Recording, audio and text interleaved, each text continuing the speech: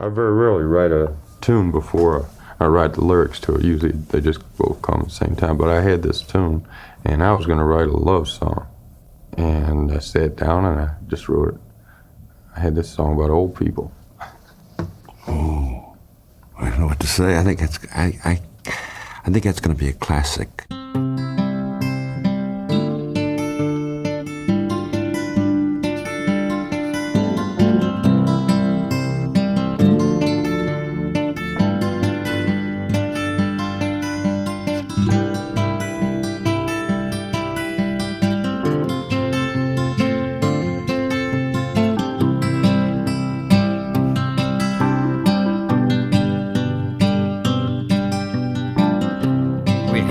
Apartment in the city.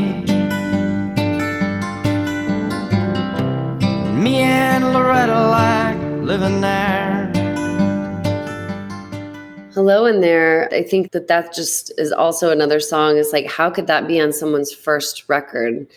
To just have that kind of scope and even as a young person at the time, I think he was just like, he was kind of this old soul in a way, and he just had a special way of looking at the world. And I think it really showed you like a glimpse inside of his mind, that he just had a lot of compassion and he knew how to put that into words. And that was the one I think that Kristofferson made a great comment about, was Hello in There.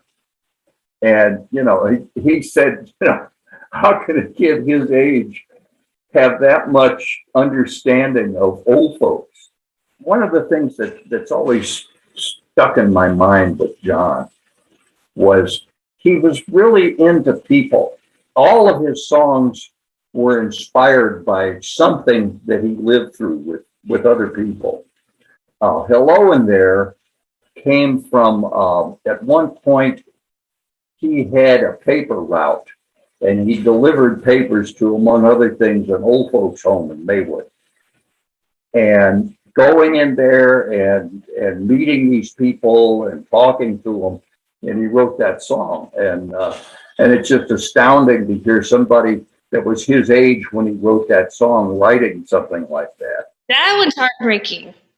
And he wrote that so young, like, his dream was to be an old person, right? He said that a lot. When I was little, old people used to take to me real fast for some reason.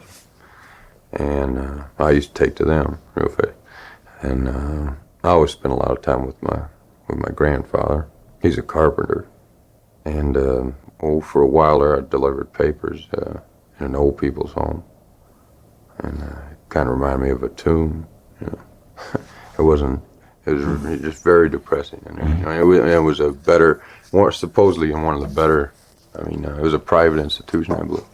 They just sat around and I imagine they had recreation for them, and some of them would, but most of them just seemed like they were kind of just waiting around to die. Well, it'd been years since the kids had grown a life of their own and left us alone. John and Linda live in Omaha, Joe is somewhere on the road. We lost Davy in the Korean War, and I still don't know what for. Don't matter anymore. This is a song where war appears, and that's a prominent theme on this album, right? Because John had just kind of experienced war and military service, and he sort of like saw the futility in it, right? And I think that is very poignantly expressed in Hello in There, but it's so spare and it's so elegant in its sparseness. And another thing I love about this song is that I feel like Prine isn't really speaking for the people. He's sort of like allowing them to speak for themselves. And I just love that.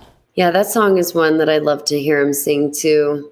And just the specific details and how he, weaves in their children and like just this kind of really sad picture that he paints of this like old couple and the kids are gone and maybe they've fallen out of love. I don't think a lot of people were like writing about writing from that perspective again, but it was just like such untapped territory and he did it so well. You know that old trees just grow stronger and old rivers grow wilder every day. Old people just grow lonesome, waiting for someone to say hello in there. Hello. When I wrote this song, I don't think I approached it as that I thought I was going to write a song about old people. I heard John Lennon sing the song Across the Universe. And there was a bit of echo on his voice and the guitar. And I listened to the song about 20 times in a row, and I thought, man, it sounds so native. It really sounds like you're singing through a hollow log or something. And I was thinking about, what you would say if you stuck your head in that hollow log, like you go, hello in there, And that developed into a song about old people. That's the process there. The story that I love about Rudy from this song is Rudy was a dog that lived across the street from Prine and Ann Carroll when they lived in Melrose Park right after they got married. And Prine would be home after work and he would hear Rudy's dog mom, call him in every night. She'd go, Rudy! And so he was like, oh, I got that. And he wrote it down. And Rudy became a character in the song. So yeah, I think it's like, slightly political, right? Like kind of like his feelings about war.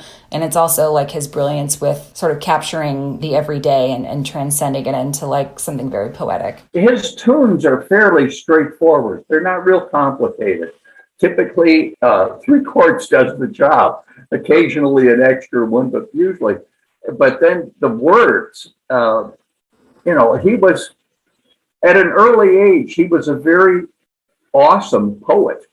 I mean, you listen to the words, and I always thought John could say more in one line than most people can do in a couple of paragraphs. Yeah, just the details, all the names, Loretta, and he just had a way of really like kind of writing an entire novel in a short amount of words. Me and Loretta, we don't talk much more. She sits and stares through the back door screen, and all the news just repeats itself like some forgotten dream that we've both seen. Someday I'll go and call up Rudy. We work together at the factory. A lifelong and well-lived, all those experiences. But then thinking about how we kind of don't see these folks in the world when we're walking around looking or considering what that must be like, just assuming all old people can't hear or that they're become less important. That song to me is kind of like, makes me hope that other people see old people different when they hear that song. And I think that's probably what he was doing. So if you're walking down the street sometime, spot some hollow ancient eyes, please don't just pass them by and stare as if you didn't care. Say hello in there. Hello. It's one of my personal favorite songs. It's come back to me in spades over the years, and I always even since, ever since I can remember, I always liked old people, you know. I hope to be one someday.